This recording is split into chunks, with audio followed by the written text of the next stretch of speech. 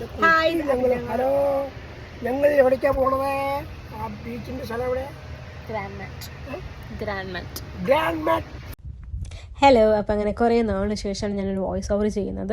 ഭയങ്കര ബുദ്ധിമുട്ടുണ്ട് voice over ചെയ്യാൻ, കാരണം അതിന് ടച്ച് വിട്ട് പോയിട്ടുണ്ട്. സോ ഞങ്ങളിതാ ബീച്ച് പോകാൻ വേണ്ടി റെഡി ആയിരിക്കുകയാണ്. ഞങ്ങൾ ഫുൾ ഫാമിലി ഉണ്ട്. ഞങ്ങളല്ലാതെ വേറെ 2 ഫാമിലിയും കൂടി ഉണ്ട്.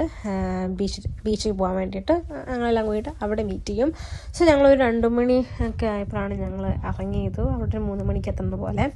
സോ ഇതാണ് എൻ്റെ ബീച്ച് വേറെ പറയുന്നത്.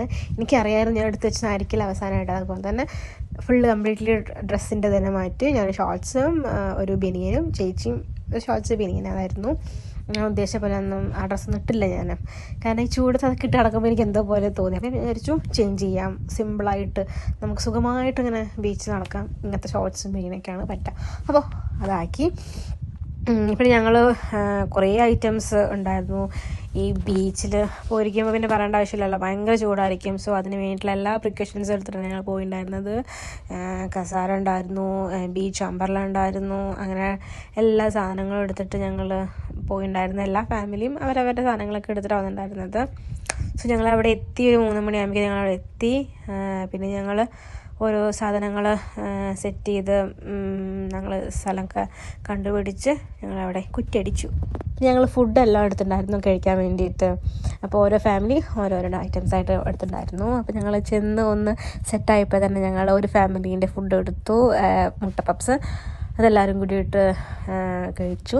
ഒന്ന് സെറ്റായി ഫുഡൊക്കെ ഒന്ന് വയറ്റിലേക്ക് എത്തിയപ്പോൾ പിന്നെ ഞങ്ങൾ വെള്ളത്തേക്ക് ഇറങ്ങിയത്, കാരണം നല്ല വിശപ്പുണ്ടായിരുന്നു. ഉച്ചയോടെ ഭയങ്കര വിശപ്പുണ്ടായിരുന്നു. അപ്പോൾ ഞങ്ങൾ കുറച്ച് ജ്യൂസും ചായയും പപ്സ് പിന്നെ കുക്കീസ് അങ്ങനെ കുറച്ച് ഐറ്റംസൊക്കെ എല്ലാം കഴിച്ച് സെറ്റായതിനു ശേഷം പിന്നെ ഞങ്ങൾ വെള്ളത്തിലേക്ക് ഇറങ്ങി.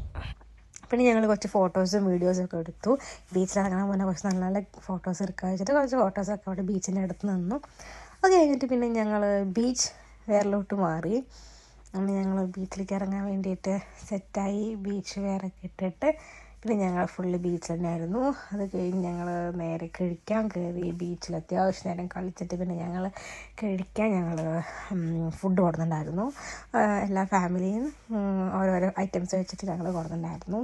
അപ്പോൾ ഞങ്ങൾ പ്രോൺസ് ബിരിയാണിയാണ് കൊടുക്കുന്നുണ്ടായിരുന്നത്. പിന്നെ വേറൊരു ഫാമിലി ബീഫും പൊറോട്ടയും, പിന്നെ ഒരു ഫാമിലി പപ്സ് അങ്ങനെയൊക്കെ ആയിട്ട്.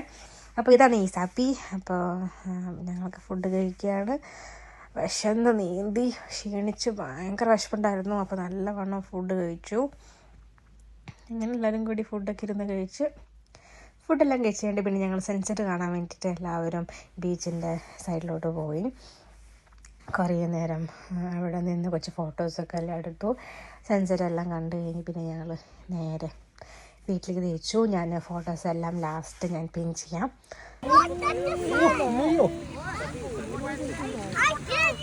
നല്ല കളവാണ്.